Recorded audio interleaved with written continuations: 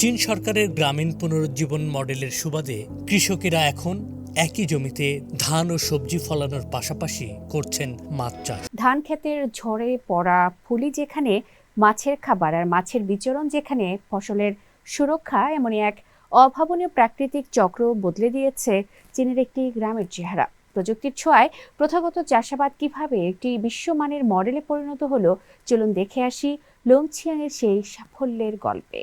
বিস্তারিত জানাচ্ছেন শাহানশা রাসেল।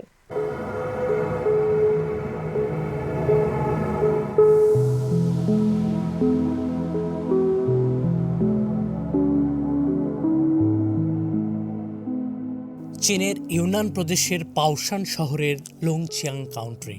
পাহাড় আর সবুজের মিতালি চারদিকে, এরই মাঝে দিগন্ত বিস্তৃত সোনালী ধানক্ষেত। দৃশ্যটা এখন কেবল প্রাকৃতিক সৌন্দর্যে সীমাবদ্ধ নয়, এখানে লেখা হচ্ছে এক অভাবনীয় অর্থনৈতিক সাফল্যের গল্প। চীন সরকারের গ্রামীণ পুনরুজ্জীবন মডেলের সুবাদে কৃষকেরা এখন একই জমিতে ধান ও সবজি ফলানোর পাশাপাশি করছেন মাছ চাষ।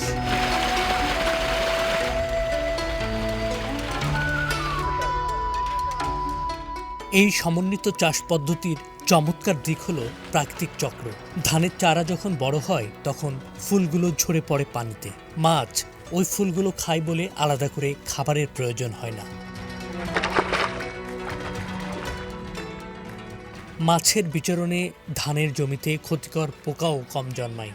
এতে ধানের ফলন যেমন বেড়েছে, তেমনি মাছগুলোকে করেছে পুষ্টিগুণে অনন্য।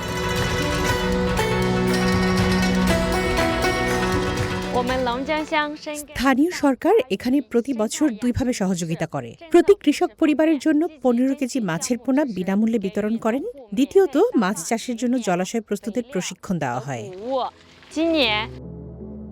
স্থানীয় সরকার কৃষকদের মধ্যে বিনামূল্যে মাছের পোনা ও প্রশিক্ষণ দিচ্ছেন। কৃষকদের প্রযুক্তিগত সহায়তা দেওয়ার পাশাপাশি আধুনিক এই সমন্বিত চাষ এখন বদলে দিচ্ছে গ্রামগুলোর চেহারা। আগে জমি থেকে শুধু ধান পাওয়া যেত, এখন সেখান থেকে আসছে টাটকা সবজি ও মাছ। এই সমন্বিত মডেলে কৃষকদের জীবনযাত্রার মানও উন্নত হয়েছে। তাদের বার্ষিক আয় এখন 50 থেকে 60 হাজার ইউয়ান। প্রতি বছর নির্দিষ্ট সময়ে উৎসব আয়োজনের মাধ্যমে স্থানীয় সরকার ফসল বিক্রিতেও ভূমিকা রাখছে। এসবের মাঝে এখানে আছে দাঁড়িয়ে থাকা ক্যাফে।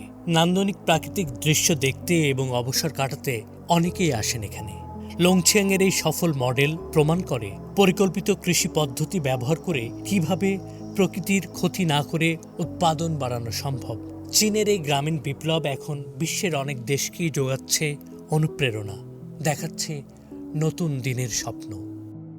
এখানকার পাহাড়ি এলাকাতে 1320 হেক্টর জমিতে ধান চাষ হচ্ছে। এখানে ধান চাষের পাশাপাশি কৃষকেরা ধানের পানিতে মাছ চাষও করে থাকেন। ধান গাছের ফুলগুলো খাবার জন্য মাছগুলো এখানে বড় হয় এবং মাছের পোনা ছাড়া হয়। মাছের ডিম থেকে পোনা থেকে মাছ উৎপাদিত হয়। এতে কৃষকেরা ধান এবং মাছ সমন্বিত চাষের মাধ্যমে অর্থনৈতিক সফলতা অর্জন করছে।